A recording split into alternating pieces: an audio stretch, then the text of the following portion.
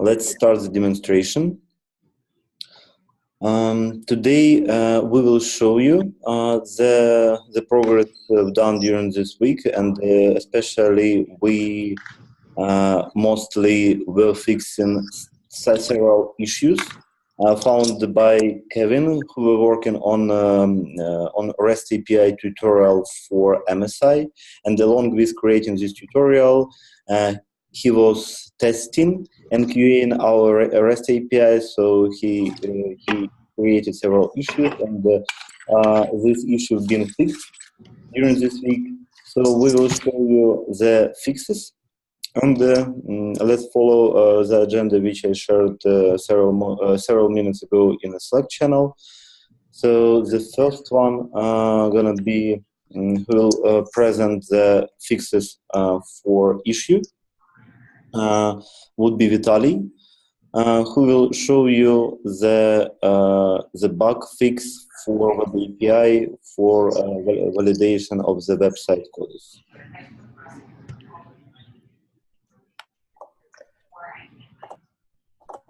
Hello, everyone. So the point is of the issue was in step 4. As we can see, we assign here we add the stock with the sales channel which contains website with code UK, but in preconditions we created two websites which has a site codes as UK site and US site. So it means that this code isn't valid, but we not get any got any error, and was able to proceed next.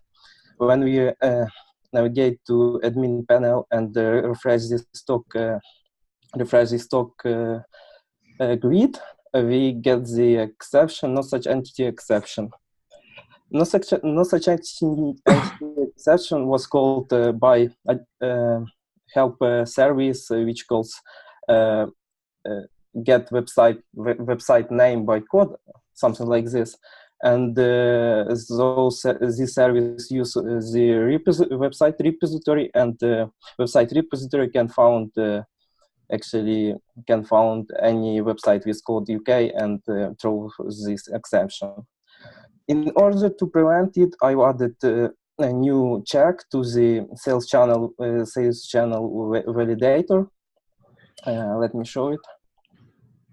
So this is a test. So here, if sales channel is type website, we try to get it by code. If it not exists, we will throw exception, and now it's not possible to create a sales channel with not valid website code. So probably that's it from my side. If you have some question, please share it.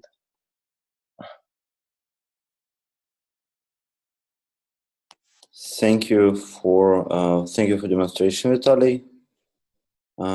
Probably no question for now because it's pretty clear what you've done. So the next one gonna be Ivan, who will show you another fix for another Web API issue we had. Ivan, feel free to share your screen. Yes, okay. Hi all, let me share my screen.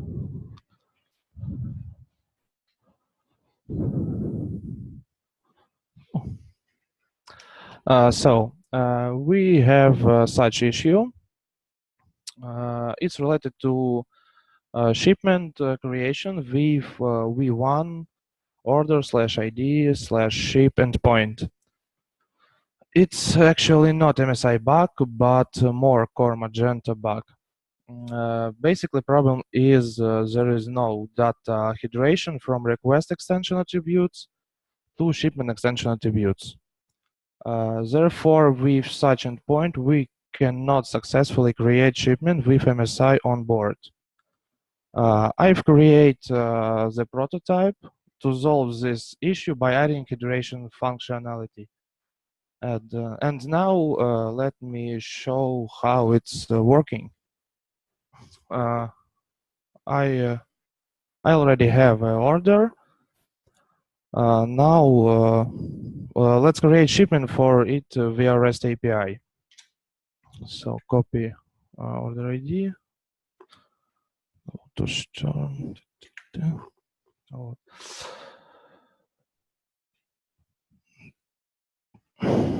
As you can see, we have successful result in response.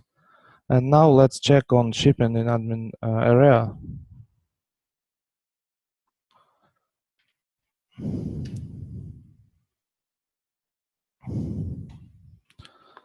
And that's look like all from my side. But currently, as I understand, the shipment created for the default source as you. No. I add the source code in. If you could expand the body. Sorry. There somehow. You can see source code in the body. Okay. Yeah, this sounds good. And did you add this hydration for the Magento 2 code and not for MSI, correct? Now I am added only in MSI, but I will add this in Magento too. Mm-hmm. So we like the main root cause of the issue that we like when new service for order shipment was introduced, there was no possibility. So because before that we had a possibility to create shipment via shipment repository. And after that, like 1.5 years ago, another service like order/ship was introduced. And this new service became a new entry point for the shipment creation via web API. And there, if you let me, can you please Ivan open the API for shipment? Or okay, I will share my screen. I will share my screen. So it was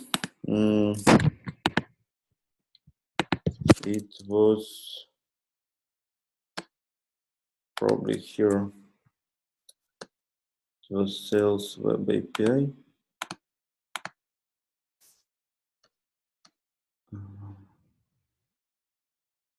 etc.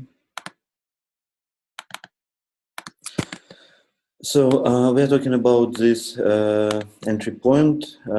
So we need to investigate this service ship order interface, and this ship order interface provides the possibility to add extension attributes to shipment entity, which is going to be created in the scope of this service execution. And actually, this shipment creation argument interface, the main idea of this interface is to specify the extension attributes, which would be after that hydrated and transmitted to shipment entity. But the implementation of this service currently in Magento 2 does not make any hydration. So the extension attribute comes here and not used anymore. So fixing this issue or like testing. So at the time when Kevin was preparing the tutorial, he actually found the issue in core. So probably we need to fix it in core because currently it's not possible to extend the shipment in core. And we stuck with this problem on MSI, but potentially it's applicable for any other extension of shipment. So probably it's better to fix this issue as a Magento 2 bug, which is not applicable to MSI, and make the hydration of these parameters to new shipment object, which is created in the scope of this service. So that's thank you, Ivan, for your presentation. Looks like we managed to fix the last issue, and probably after we will fix this issue, we will need to add the documentation for this step also in the tutorial created by Kevin. But now let's stop talking about different bugs, and I'm giving a word to Kevin, who will show you the demonstration of the tutorial for REST API and the MSI. Okay.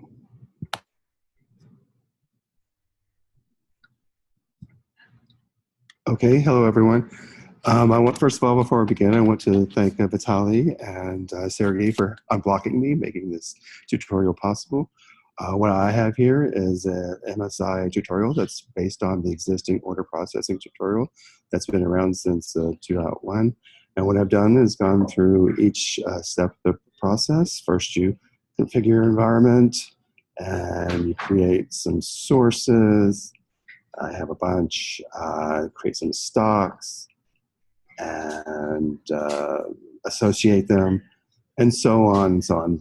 And many of the steps in the tutorial are going to be exactly the same, or almost the same, because you need products, you need to add them to a cart and make an invoice and all that. But we also still have steps like checking the SSA, and then finally making a shipment as usual. As Igor just said, we're going to be replacing this particular one with the new updated endpoint, and so that's basically what this is. This is not published yet. It'll be a couple more days to get some more reviewers to make sure everything's accurate and there's no typos. And also, this is a first step in the final product, because I want to add more like migrating products and using bulk actions, and just making it a little more comprehensive and MSI specific. So once again, thank you to everyone who helped me make this possible. Any questions?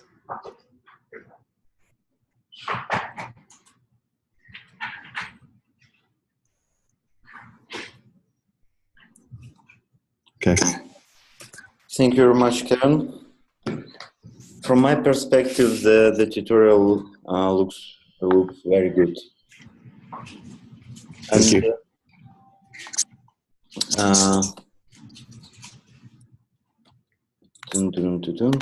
So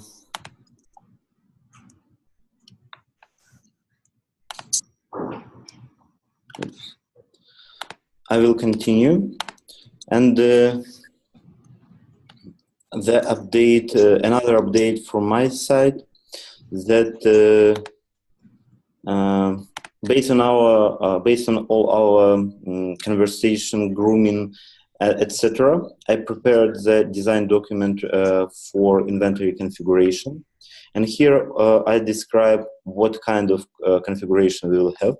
So we'll have the source and stock configuration.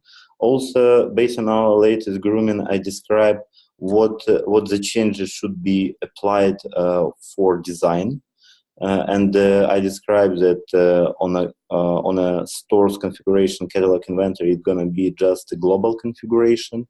Also, we need to add the additional section for configuration for on a source editing page, and additional stock level configuration on a stock editing page. And also, we will add the back orders column to the product editing page, which will represent the source item configuration, and all the stock item configuration gonna be shown in the advanced inventory on the product editing page. So here, actually, in this document, I describe where all these configuration options gonna be, how they're gonna be reachable via admin UI, and how these options gonna be mapped to Magento scoping.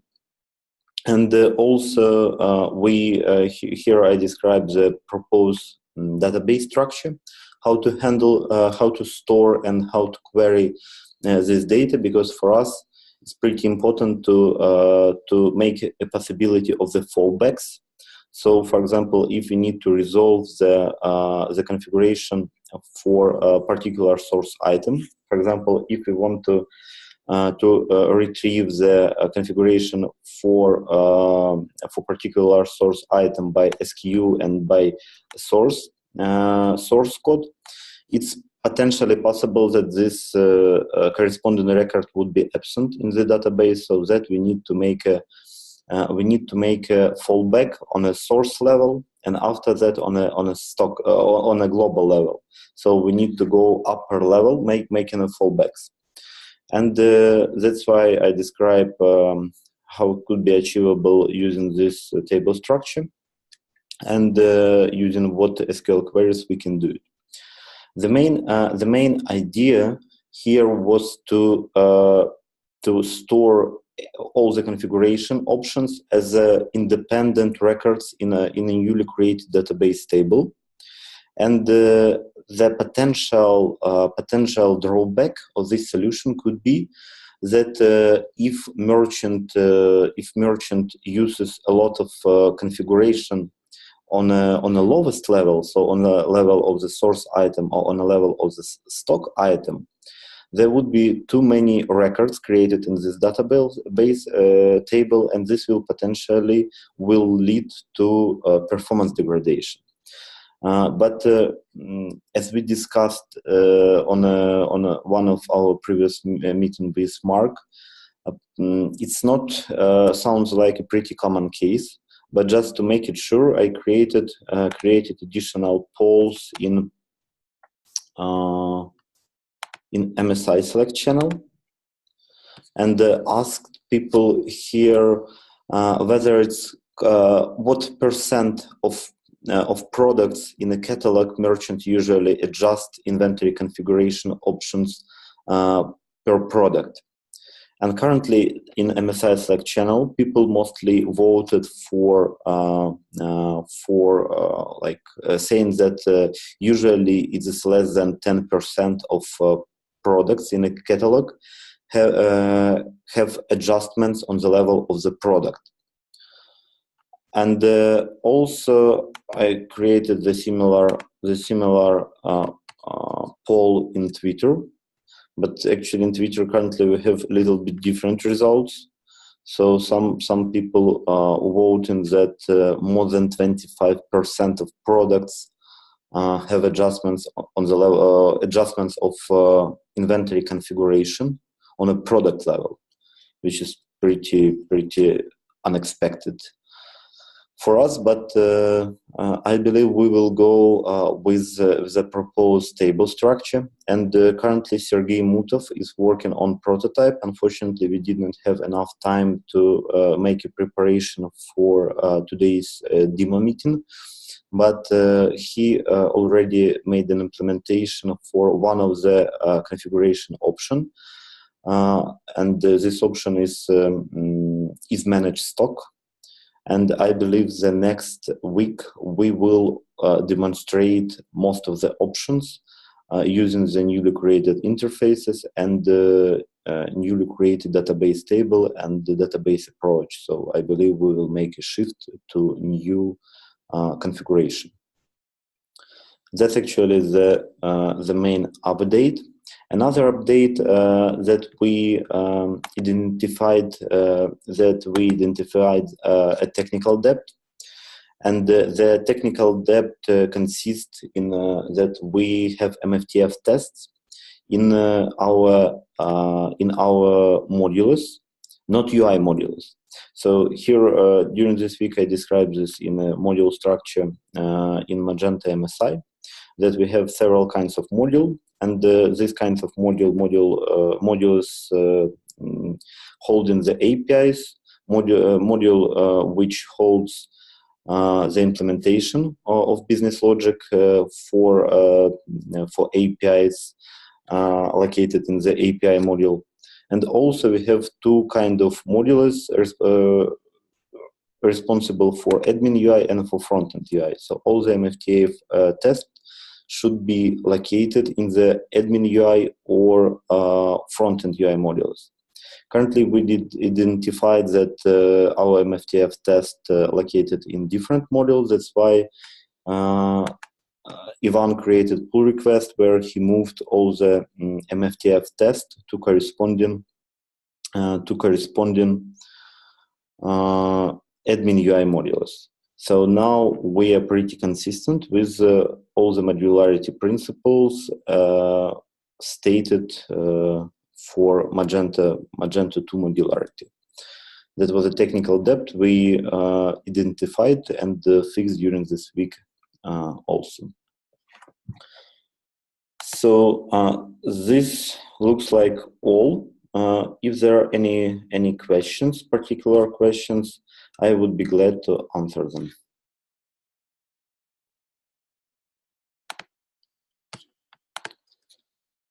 If not, thank you guys for your time. And